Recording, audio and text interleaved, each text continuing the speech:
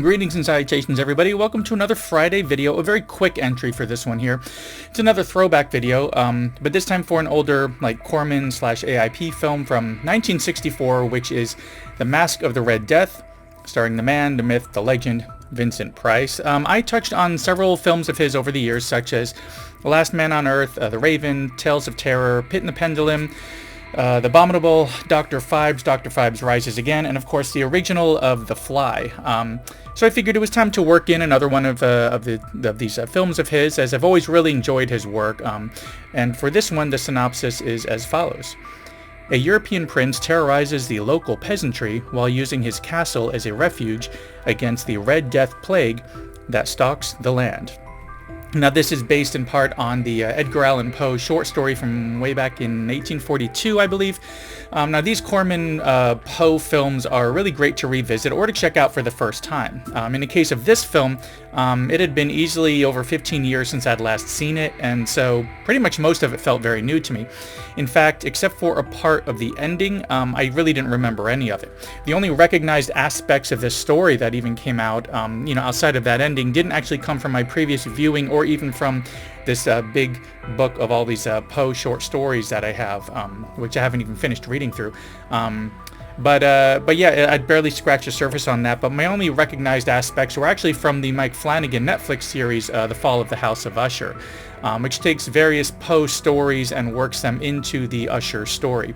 The portion which was specifically about this story being episode 2, titled The Masque of the Red Death, which was fitting. Now, if you're familiar with the show, the Perry character is based on our European prince, played by Price in this film. So if you're familiar with that episode, you know how awful and spoiled that character was. That should give you a good heads up about this film. Of course, if not familiar with the show and are interested, stick around to the end. I will link to my video about Fall of the House of Usher at the end of this video. But so as far as this film goes, this prince, what a piece of work.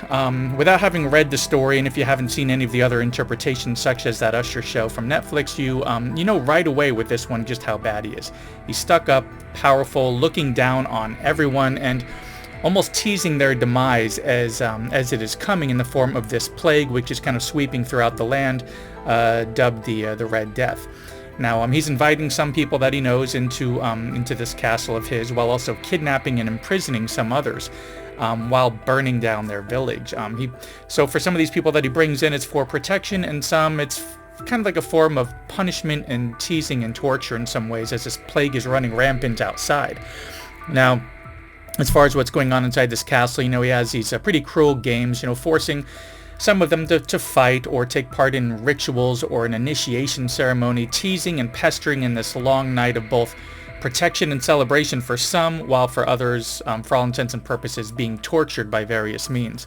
There are even more villagers outside that are begging to be brought inside, to be granted sanctuary, but ultimately not having the sanctuary that they needed. This prince seems to be playing with everyone as part of this pact that he has of worshipping Satan while this plague runs through the area. But throughout the story, no matter how much you despise him, the story is more about if he will ever really get what's coming to him, meaning his demise. And if anybody will be spared by this night that he's kind of set up as this plague is going around. And what of this talk of Satan and his implied and kind of expected status in hell that he will have at the end of times? What's actually going to happen with all of that? Now, it is short and quick, and to kind of see the outcome from the point of view not just of the Red Death being personified, but we get to see other plagues as well, kind of boasting about how each one of them kind of got through the night. How many people did they take out through their own, them being plagues? It's definitely a really creepy tale, which looks gorgeous. Again, these old films, I love the way they were shot, the way that the color was and everything. It's a really creepy kind of throwback storytelling of the mid-1800s, mixed with filmmaking of the mid-1900s. Price delivers, as expected, a great performance, mixing his smooth charm and everything with a very heavy-handed, devious, and cruel nature, which, by the time this tale wraps up, is definitely more than worth checking out.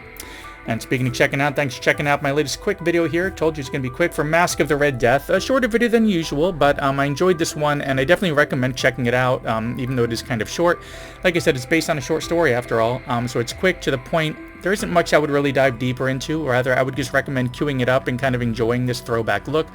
At the time of this video, I believe it is on Tubi, but it's probably on other outlets as well.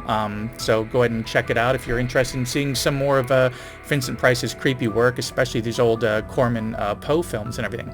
Anyways, that's all I've got for this very short one. I have some links coming up in just a moment, so be sure to check those out if interested. As always, if you enjoyed, please give me a thumbs up, and if not already a subscriber, consider subscribing, and I will see you in the next one.